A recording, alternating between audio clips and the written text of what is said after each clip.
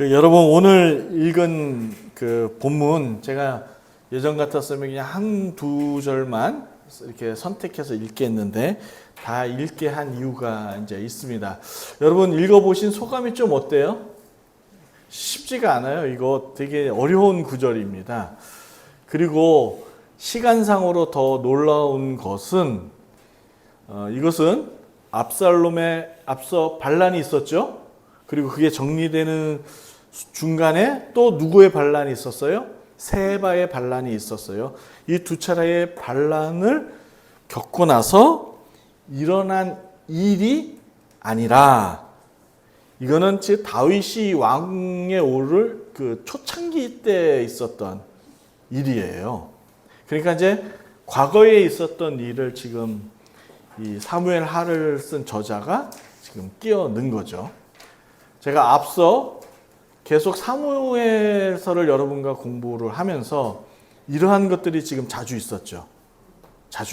그 중간 삽입부들이 있었어요. 그리고 이와 같이 맥락에 이렇게 상관없이 중간에 갑자기 이러한 글들이 끼워진 데에는 이유가 있다라고 말씀을 드렸죠. 그 이유가 뭘까요? 하나님께서 우리에게 전하시고자 하는 메시지를 여기서 이제 기록하고 있다라는 거죠. 그러니까 앞서 이 압살롬 반란 이유와 세바 반란에 있어서 그 모든 원인이 사실은 누구 때문에 그렇습니까? 한 사람이죠. 누구예요? 다윗이 원이죠. 다윗이 무엇을 저질렀어요? 밧세바 외간 여자를 그 아내로 삼으면서 그 과정 속에서 온갖 거짓말과 술수와 또 결국에 그것이 십계명에서 하나님의 이름을 망령케 되는 종합 세트로서의 범죄였기 때문에 하나님께서 그것을 징벌로서 하신 거라 말씀을 드렸습니다. 그러므로 여러분과 제가 오늘 말씀을 통해 하나님을 만날 수 있기를 축복합니다. 예, 이렇게 삽입부는 정말 우리가 들어야 되는 거예요. 이게 건너뛰어서 대충 볼 내용들이 아니라 저자가 이러한 과거의 사건들을 통해서 이 당시는 누구에게 이 말을 하고자 저자가 이렇게 썼겠어요. 이스라엘과 또 그쵸, 가장 그 핵심 중심 인물인 다윗에게 아주 직설적으로 한 거예요. 이제 우리는 오랜 5,000년의 역사를 거쳐서 이 글을 읽다 보니까 이해가 안 되지만 당시에 다윗은 이 글을 보고 또 후대의 이스라엘 백성들은 이 글을 보고 어떤 메시지인지를 알았을까요? 몰랐을까요? 알았죠. 그 당시의 상황과 문화 속에서는 충분히 이해가 되는 겁니다. 허나 이제 시대가 한참 시간이 흘러 이제 미래를 살고 또 현재를 살고 있는 여러분과 저에게는 반드시 정당한 해석이 필요하고 그 내용을 여러분들이 듣고 도전받아야 되는 것이죠. 여러분 오늘 읽었던 1절의 말씀의 시작이 어떻게 시작합니까? 다윗 왕의 초기 통치 시대에 몇 년의 기근이 있었다고요? 3년의 기근이 있었습니다. 여러분 이렇게 기근 또는 가뭄 또는 그 당시에 전체적인 국가 안에 전염병, 열병 이런 것들이 있다면 여러분들은 단번에 생각하셔야 될 게 있어요. 그게 뭐냐면 하나님의 형벌이구나 라는 것을 생각하셔야 돼요. 무엇이라고요? 하나님의 형벌. 저는 이런 점에서 제가 이제 성경 말씀을 공부하고 그러면서 제 안에 있는 가치와 중심과 또 세계관이 무엇이냐면 오늘날 우리에게는 이런 질병이라든지 가뭄이 크게 이제 이렇게 영향을 미치지는 않지 않습니까? 그것을 대비할 수 있는 여러 가지 기술적인 역량들도 있고 또 그것들을 대비해서 이제 창고를 지어서 저장도 많이 하고 이런 기술들이 있어서 이제 그런 게 없지만 개인적으로는 하나님께서 저에게 뭔가 메시지를 전달하고 싶거나 또 제가 뭔가 하나님 앞에 큰 잘못을 했다라고 느낄 수 있는 것이 뭐냐면 성도에게 있어서는 어떤 거겠어요? 갑자기 경제적인 압박이 오는 거죠. 어려움들이. 그럴 때는 성도는 어떻게 해야 됩니까? 하나님 앞에 기도해야 되는 거예요. 하나님 앞에 나아가서 하나님께 물어야 되는 것이죠. 그리고 하나님께서 그 성도에게 하고자 싶은 그 말씀을 이렇게 말씀을 통해서 들을 수 있는 실력이 저와 여러분들에게 있어야 될 줄로 믿습니다.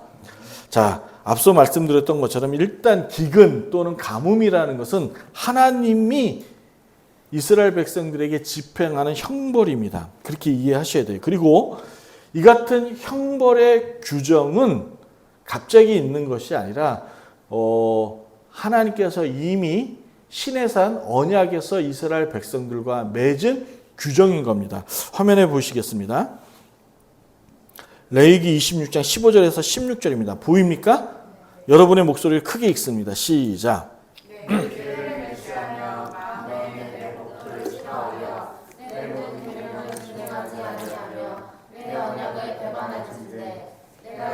너에게 행하리니 곧 내가 너에게 놀라운 재앙을 내려 해병과 열병으로 눈이 어두고 생명이 쇠약하게 할 것이요 너희가 파종한 것은 헛되리니 너희의 대적이 그것을 먹을 것이니라. 여러분, 레위기서는 시내산에서 2년 동안 머물면서 하나님께서 이스라엘 백성들에게 주신 말씀이죠. 그러니까 이미 이와 같은 이스라엘 안에 벌어지는 모든 일들은 갑자기 일어나는 것이 아니라 모세를 통해서 이미 오래전 시내산 언약을 통해서 이스라엘과 하나님과 맺은 약속에서 비롯되었다라는 사실을 잊으시면 안 되는 거죠. 그러므로 이들은 반드시 이러한 국가적인 개인적인 어려움이 있었을 때 생각해 봐야 되는 게 있어요. 첫째는 뭐라고요? 하나님께서 나에게 무엇을 말씀하고 싶은 것인가? 라는 것과 두 번째는 내가 하나님께 어떠한 잘못을 했었나라는 것을 다시금 돌이켜 보는 기회가 되어야 하는 것이죠. 왜냐하면 이 같은 기근, 가뭄, 또 뭐 질병들은 하나님께서 형벌로서 그 사람을 혼내기 위한 징벌의 개념도 있지만 또 한 가지는 중요한 목적이 있습니다. 내게 돌아오라라는 하나님의 메시지가 더 강력한 거죠. 다시금 나를 보고 내가 원하는 것이 무엇인지를 깨달아 네가 그렇게 내가 원하는 방식대로 살았으면 좋겠다라는 것을 전달하고자 싶은 주님의 메시지가 있는 겁니다. 그러므로 이렇게 어려움이 닥칠 때 신자의 바른 태도는 어떤 거라고요? 하나님을 찾는 거예요. 할렐루야. 그리고 하나님 앞에 나아가 기도하는 것이 바람직한 겁니다. 이처럼 다윗 역시 오늘 말씀에 보니까 우리처럼 위기가 찾아온 거예요. 이거는 뭐 왕이니까 국가적인 차원뿐만 아니라 왕의 임무로서 개인적으로도 크게 압박이 온 거예요. 이럴 때 사람의 지혜가 아닌 하나님의 지혜를 구하는 여러분과 제가 되기를 바랍니다. 하나님의 지혜를 구해야 되는 거예요. 그리고 그 원인을 하나님이 다윗에게 알려주는 장면이 되는 것이죠. 사울 왕으로 인한 기브온 사람의 억울한 죽음이 있었다라는 것을 하나님께서 말씀하고 있습니다. 자, 그러면 여러분, 이스라엘 백성과 기브온 이 사람들과의 관계, 그 역사적인 배경을 아셔야 이 말씀이 이해가 되겠죠. 네. 그래야 이 사건의 경위를 파악할 수 있는 겁니다. 자, 먼저 그러기 위해서는 여러분 우리 지금 매일같이 성경 다 읽고 계시죠? 다 읽고 계시죠? 제 눈을 보세요. 네, 다 읽고 계시죠? 우리가 여호수아 읽었습니까? 안 읽었습니까? 읽었죠. 이 사건은 여호수아 때로 거슬러 올라가야 합니다. 여호수아 9장을 여러분 펼치세요. 여호수아서 9장입니다. 위대한 지도자 모세의 뒤를 이어 여호수아가 이스라엘을 이끄는 이제 지도자가 되죠. 그리고 그 여호수아를 통해서 가나안 땅을 정복해 하시고 또 여호수아의 중요한 또 내용은 땅의 분배가 이제 있는 내용입니다. 그런데 이 9장의 내용은 이렇죠. 앞서 여호수아의 군대, 곧 하나님의 군대가 아주 강력한 성 여리고 성과 말도 안 되는 방법으로 여리고 성을 점령하죠. 그리고 아이성을 또 점령합니다. 그리고 여러 가나안 땅의 족속들을 하나씩 전멸해 가는 과정 가운데 이 소식을 누가 듣냐면 기브온 사람들이 듣는 거예요. 소식을 듣는 거예요. 이스라엘 백성들이 이렇게 강력하구나. 그리고 그 소식 속에 누구를 보게 되냐면 기브온 사람들이 하나님을 보게 됩니다. 그래서 하나님에 대한 두려움을 이 기브온 사람들이 갖게 되죠. 여러분, 모세가 여호수아에게 명령한 것이 뭐예요? 가나안의 모든 족속들을 내쫓으라는 것이죠. 기브온 사람들은 지금 어느 땅에 지금 머물러 있어요? 가나안 땅에 머물러 있는 거예요. 그래서 자신들도 곧 이들에게 죽음을 당할 것이다 라는 두려움이 기브온 사람들에게 있었던 거예요. 그래서 이들이 꾀를 냈어요. 여러분 9장에 보시면 내용이 그거예요. 꾀를 냈는데 읽어서 기억나실 거예요. 제가 얘기하면 자신들이 먼 나라에서 온 사신들인 것처럼 분장하고 모양을 내서 이 여호수아 앞에 나와서 화친을 맺죠. 이제 동맹 국가를 맺는 거예요. 우리가 너희를 지켜주고 너희를 침범하지 않을 것이다. 함께 우리는 화친 맺는 언약을 맺게 됩니다. 그런데 여러분 9장 16절을 보세요. 16절에 보면 조약을 맺고 그들은 기브온 사람이라는 것을 이스라엘 백성들 여호수 군대가 모르죠. 그래서 사흘을 걸어서 기브온 땅 성에 점령하려고 갔는데 이들이 누구예요? 화친을 맺은 사람들인 거예요. 기브온 사람들인 거예요. 그래서 어떻게 하냐면 27절입니다. 먼저 16절에 보면 그래서 그들이 화친 맺은 자인 것을 알고 기브온 성을 살려두죠. 살려둡니다. 그렇고 하나님께서 어떻게 이들에게 명하시냐면 27절이에요. 9장 27절. 화면에 보시면 나와 있습니다. 여러분 눈으로도 보시고 여러분의 목소리 한번 읽어볼 거예요. 시작.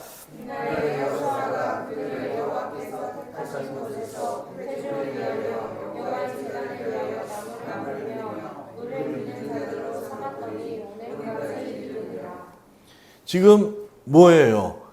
이들을 살려준 것뿐만 아니라 이들을 여호와의 제단을 섬기는 사람들로 함께 살아가도록 한 거예요. 여러분 앞서 말씀드렸죠. 모세가 여호수아에게 명령한 게 뭐예요? 가나안의 모든 족속을 내쫓으라고 한 거예요. 여러분 이것은 단순히 땅의 점령의 문제가 아니에요.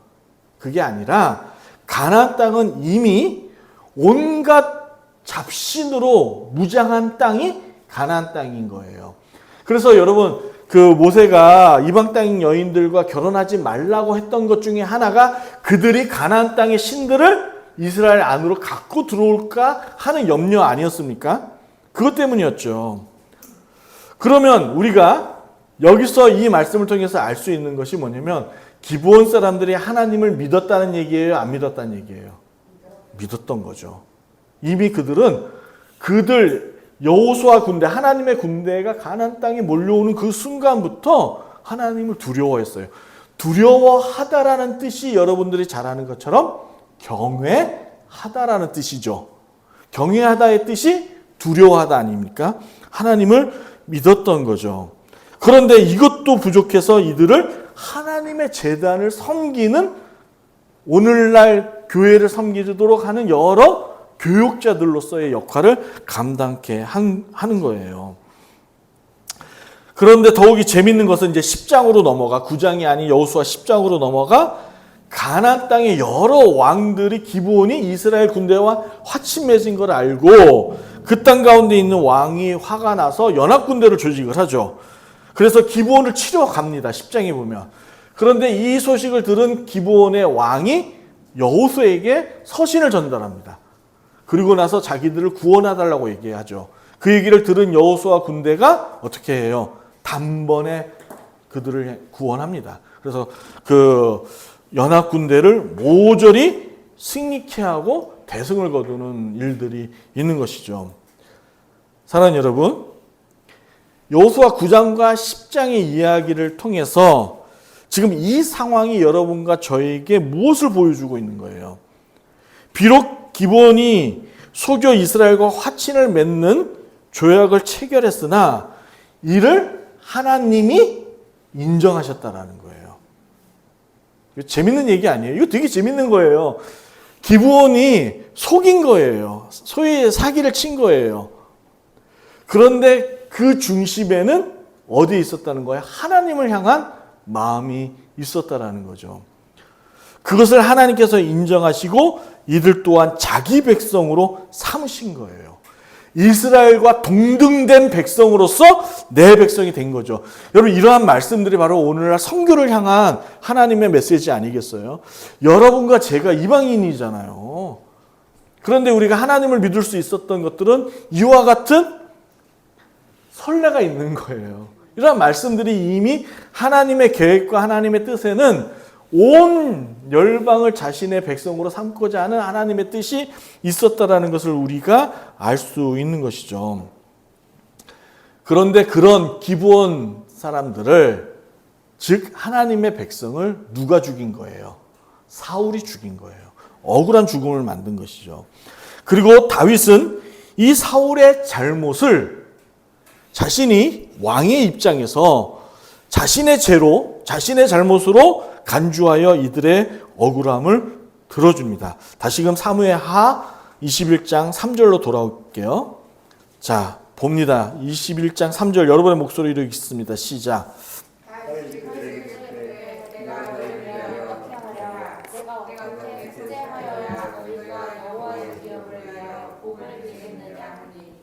참 이 장면도 재밌는 거예요. 주객이 전도되지 않았습니까? 이스라엘 다윗은 누구예요? 그렇죠. 소위 우리가 뭐 이렇게 표현하면 좀 그럴 것이기 하지만 하나님의 직통 부름받은 사람 아닙니까? 하나님과 가까운 사람, 뭐 그런, 또 이스라엘은 하나님의 선민 백성이잖아요. 그런데 이방인 기본 사람에게 오히려 하나님의 복이 이스라엘 땅에 머물도록 빌어달라고 요청을 하는 거예요. 그러니까 이러한 말씀들을 또 봐서 기브온 역시 하나님의 백성에 속한 무리라는 것을 알게 되는 것이죠. 그리고 이들의 대답은 오늘 읽었던 본문 6절에서 나옵니다. 사울의 후손 7명을 뽑아서 여호와 앞에 목매어 죽이겠다는 거예요. 그래서 우리가 이 지금 21장 1절부터 14절을 보면 이게 되게 잔인하고 지금 이렇게 끔찍한 얘기예요.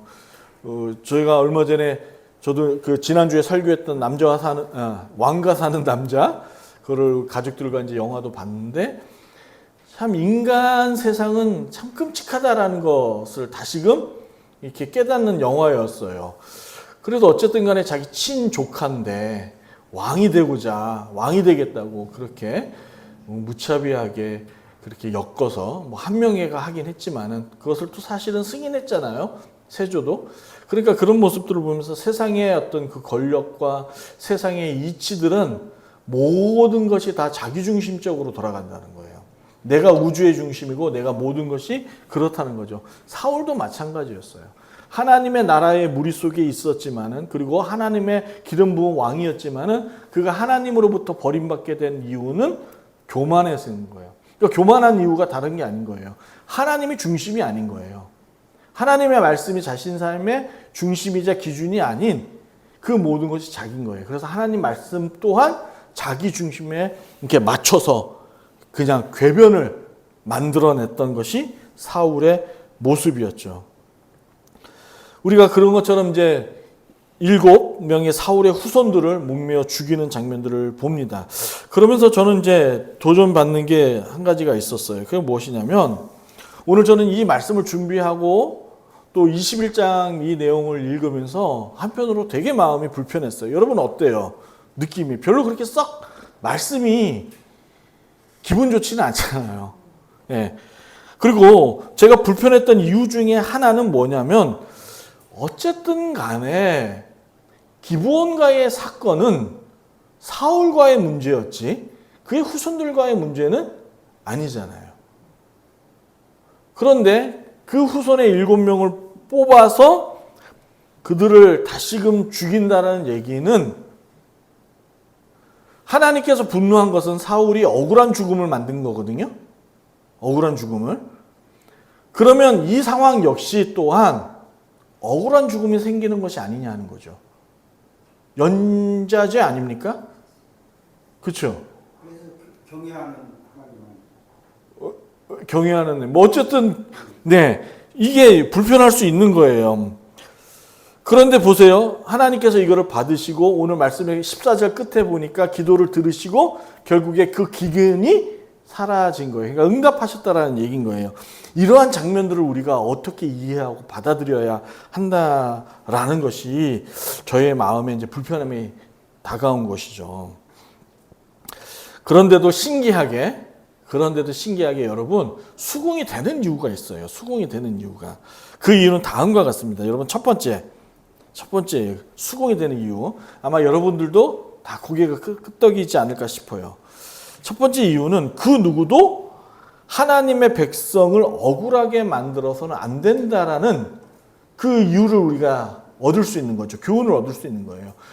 하나님의 백성은 하나님을 주인으로 섬기는 왕으로 섬기는 모든 신자는 불신자든 아니든 간에 내 주변에 또 가족들이나 그 누구도 억울한 마음이 들게끔 해서는 안 된다라는 것이 성경이 가르쳐주는 우리의 중심 사상인 거예요.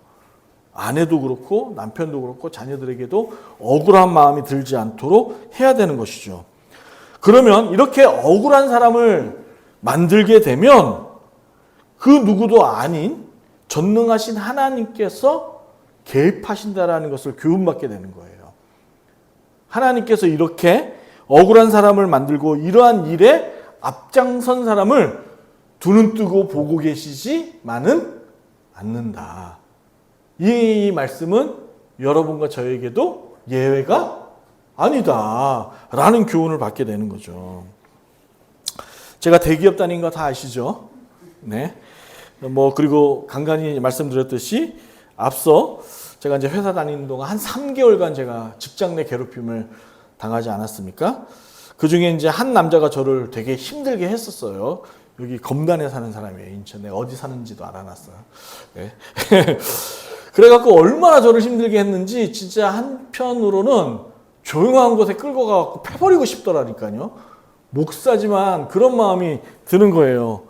그런데 그럴 수 없는 이유가 뭐예요? 목사니까 할 수 없는 거죠. 왜냐하면 그렇게 제 감정대로 행하게 되면 당연히 경찰서로 가게 될 것이고, 그러면 이 일로 교회에 패끼치고 하나님의 영광을 가리는 일이 되기 때문에 참았습니다. 참았고, 그리고 괴로움에도 정말 하나님께 기도했죠. 뭐라고 기도했냐면 일하면서 따로 시간 낼 수 있는 건 아니니까 일하면서 기도했어요. 주님, 이 상황 다 보고 계시죠. 정말 울면서 기도했습니다. 속으로. 하나님, 이 상황 다 보고 계시죠. 이런 하소연이 저의 기도였어요. 그런데 두 사람이 괴롭혔거든요. 한 사람은 여자였고 한 사람은 남자. 이 둘이 짝이 돼갖고 저를 괴롭혔는데, 여자는 저희는 이제 이렇게 작은 식당들이나 이렇게 이제 그런 데는 음식이 남으면 싸가라고도 하고 그러잖아요. 버리기 아까운데. 그런데 제가 다니는 회사는 무슨 기업이라고요? 대기업이잖아요. 그러니까 이미지가 있어요.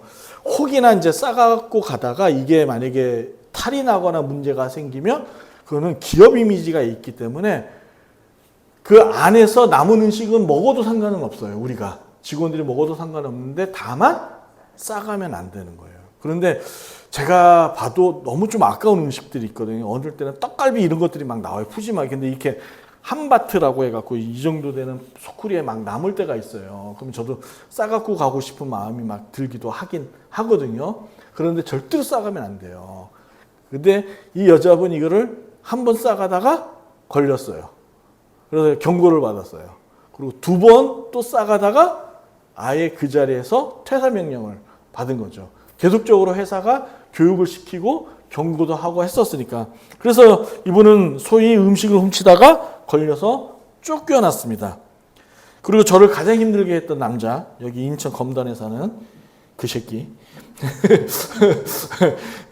는 제가 이제 이 상황을 이제 관리자들에게 이제 신고를 했었는데, 이제 그 사람도 여러 가지 얘기를 했을 거 아니에요. 그런데 나중에 다 대조하고 조사해 보니까 이 사람이 관리자들한테 얘기했던 게 모조리 다 거짓말이라는 사실이 들통이 난 거예요. 그래갖고 이 남자는 회사가 보기에 도덕성에 문제가 있다라고 해갖고 계약이 끝났는데 재계약하지 않고 그냥 퇴사를 시켜서 지금은 없습니다. 할렐루야. 예. 제가 이 말씀을 드리는 이유는 뭐예요? 하나님은 자기 백성의 억울함을 외면하지 않는다라는 거예요. 외면하지 않는다는 거예요. 그리고 그뿐만 아니라 자기 백성을 보호하시기 위해서 임마누엘이 되어주신다라는 것이죠. 지켜주시고 보호하시고 내가 내 손에 피 묻히지 않아도 하나님의 방식대로 그 억울함을 해결해 준다라는 교훈과 진리를 다시금 깨닫게 되었지 뭡니까? 그게 이 사건인 거예요. 이 같은 은혜가 여러분과 제게 있기를 소망합니다. 네, 두 번째입니다. 잘 들으세요. 그 어떤 권력자도 하나님과 맺은 언약을 파괴하거나 깨트릴 수 없다라는 거예요. 네.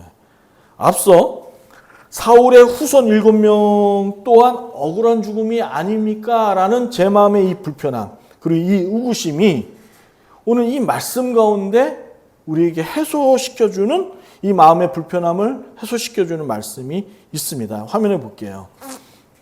그리고 이 말씀이 우리를 수긍케 만듭니다. 민수기 35장 33절입니다. 여러분의 목소리로 읽습니다. 시작.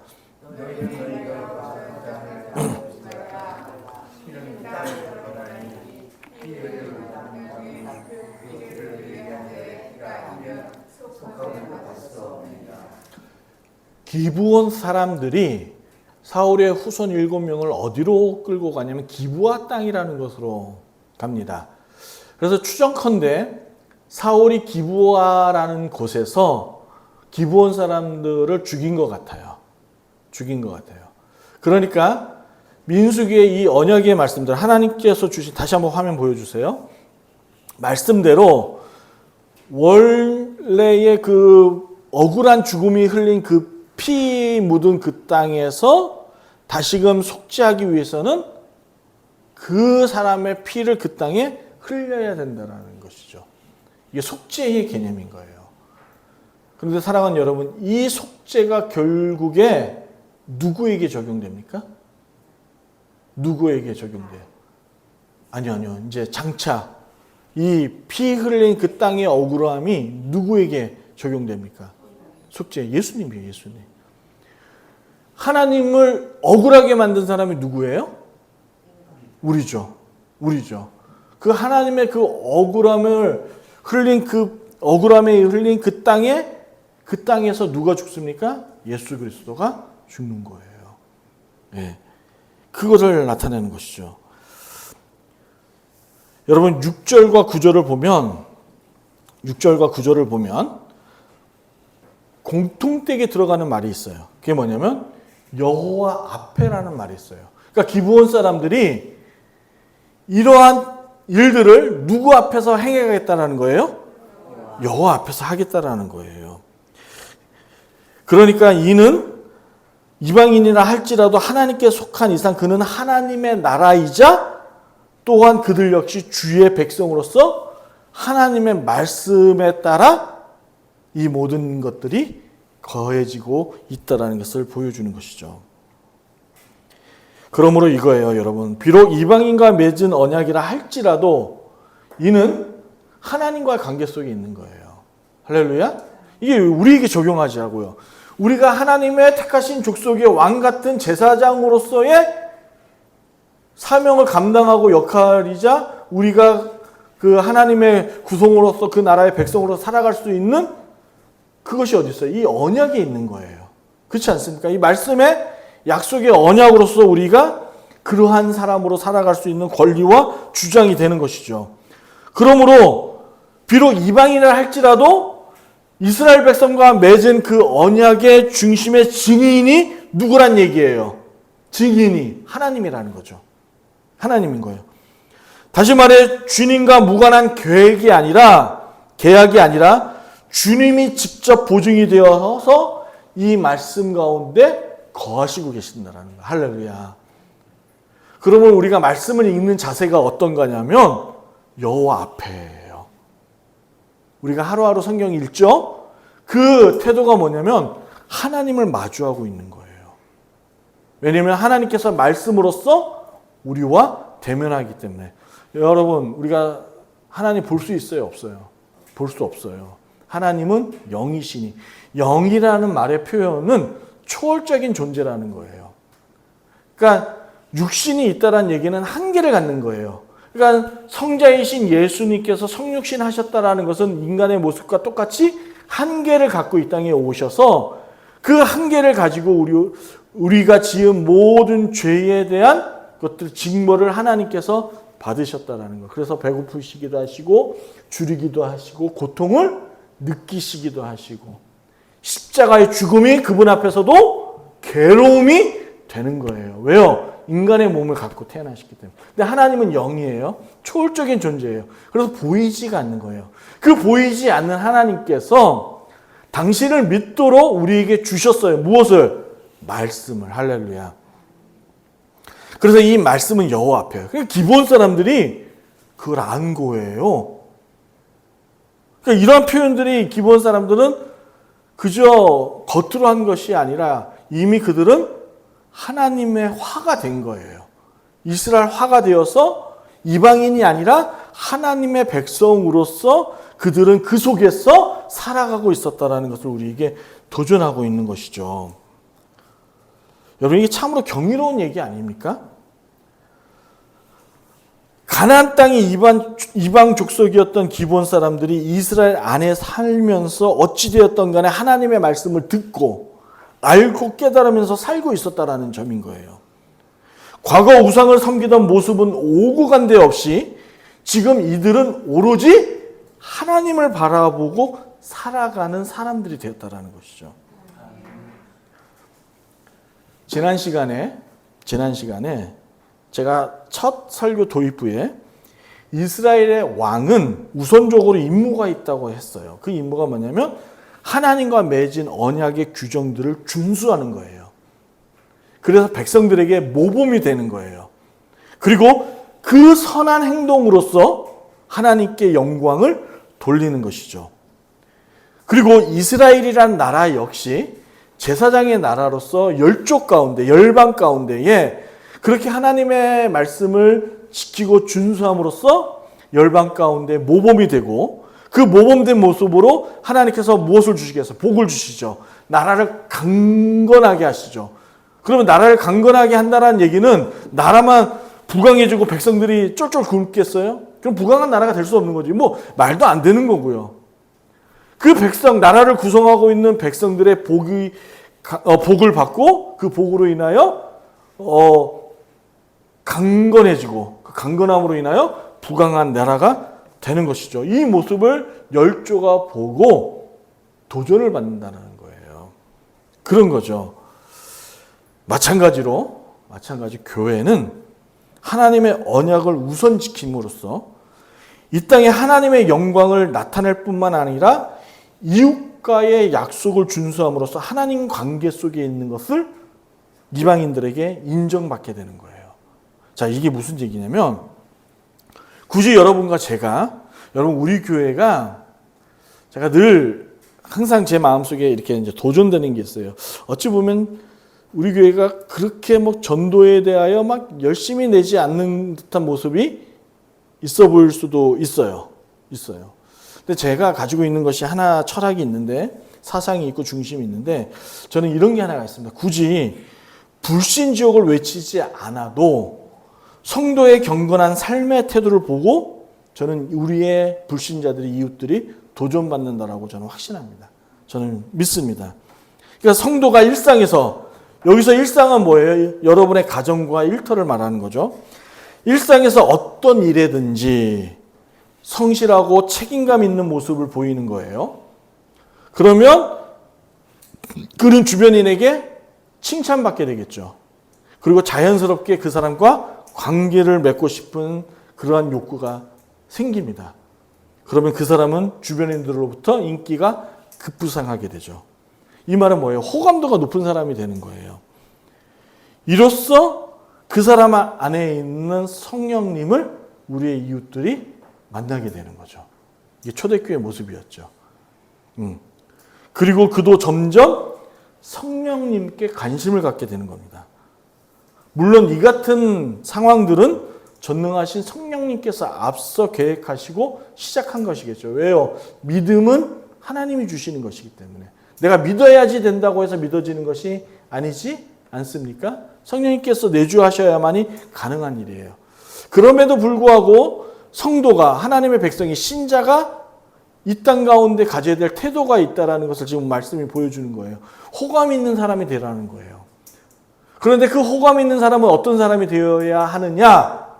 하나님의 언약을 준수할 때 호감 있는 사람이 되는 거예요. 오늘 설교 제목이 뭐예요? 이스라엘 화죠. 이꼬로 이스라엘 화라는 것은 신실하다는 뜻이에요. 할렐루야. 왜요? 우리 하나님이 신실하신 하나님이기 때문에 그렇습니다. 할렐루야. 이게 바로 이렇게 일상에서 성도가 신실한 가운데에 자신에게 주어진 일뿐만 아니라 이웃과의 좋은 관계를 통해서 맺어짐으로 인해 호감 있는 사람이 된다는 이 자체가 바로 하나님 앞에 올바른 관계를 맺고 있다라고 성경이 우리에게 가르쳐주고 있는 거예요. 말하고 있는 거예요. 하나님과의 올바른 관계는 낮밤 없이 밤낮 나와서 기도하는 것도 중요하지만 아라라라 방언하는 것도 좋지만 그게 진짜 관계가 아니라 진짜 관계는 신실한 모습을 보여주는 거예요. 그게 오늘날 우리는 이렇게 표현하죠. 예수 닮은 성도라고요. 이게 이스라엘화가 된 거예요. 그러니까 오늘 이 말씀을 통해서 기본이 어떻게 된 거예요. 이방인이지만 이스라엘 땅 안에 살면서 그리고 제단을 섬기면서 말씀을 듣고 배우고 알면서 어떻게 됐다고 이스라엘화가 된 거예요. 그러므로 그들은 이방인입니까? 이스라엘인입니까? 이스라엘인이죠. 이스라엘이죠. 그럼 오늘날 살고 있는 여러분과 저 역시 영적으로 대한민국 육신적으로는 대한민국 사람이지만 영적으로 우리는 누구입니까? 이스라엘이죠. 하나님의 백성인 거죠. 그 개념이 있는 거죠. 사랑하는 여러분, 기브온은 이스라엘이 여리고 성과 아이성 등등 여러 가나안 족속들을 물리치는 이스라엘을 보면서 자연스럽게 하나님을 두려워했다라고 말씀드렸어요. 그리고 이들의 이 두려움은 하나님을 믿는 믿음으로 자라게 된 거죠. 자라게 된 거예요. 이스라엘과 함께 살고 관계하면서 기브온은 이스라엘화가 되었어요. 그리고 여기서 이스라엘화가 됐다라는 것은 신실하신 하나님을 닮아가는 사람들이 되었다라는 것이죠. 그리고 이 말은 오늘 사는 여러분과 저에게 동일하게 일상에서 성령의 9가지 열매를 맺는 삶을 살아갈 때 비로소 우리 또한 그리고 우리 주변 사람들 또한 예수화가 되어 간다는 것을 말씀하고 있는 거예요. 그러기 위해서 신실하신 예수님처럼 여러분과 저의 삶도 신실한 삶으로 변화되고 도전받아야 되는 것이죠. 그러기 위해서는 여러분 잘 들으세요. 내가 보기에 좋았다가 아니에요. 내가 보기에 좋았다가 아니라 하나님 보시기에 좋았더라는 인생으로 바뀌어야 되는 거예요. 그게 이스라엘 화가 된 거예요. 그래서 지금 21장의 저자는 다윗에게 이야기하고 있는 거예요. 야, 왕 다윗이여, 정신 똑바로 차려. 너 앞서 사울이 왜 하나님 앞에 버림받고 멸망하고 결국에 그의 후손들이 이렇게 쫄딱 망하는 이유를 알겠어? 뭐야? 사울은 자기중심적이었다니까? 그런데 지금 네 모습이 지금 사울과 닮아가고 있어 라고 지금 이 삽입불을 지금 집어넣으면서 그 역사적인 사건을 들먹이면서 다윗에게 경고하고 있는 것이죠. 그런데 이 같은 말씀은 다윗에게만 국한된 얘기입니까? 여러분과 저에게도 동일한 말씀인 줄로 믿습니다. 그래서 이 말씀이 여러분과 저에게도 동일하게 적용되기를 축복합니다. 사랑하는 여러분, 심판자가 누구예요? 하나님이에요. 다시금 보세요. 다시금 보시라고요. 하늘을 보시라고요. 심판자는 하나님이시고 또한 여러분의 생사화복을 누가 주관하고 계십니까? 하나님이 주관하고 계세요. 이 사실을 다시금 오늘 말씀 가운데 도전받고 여러분 삶의 다시금 중심으로 세우는 그런 은혜가 있기를 주님의 이름으로 축복합니다.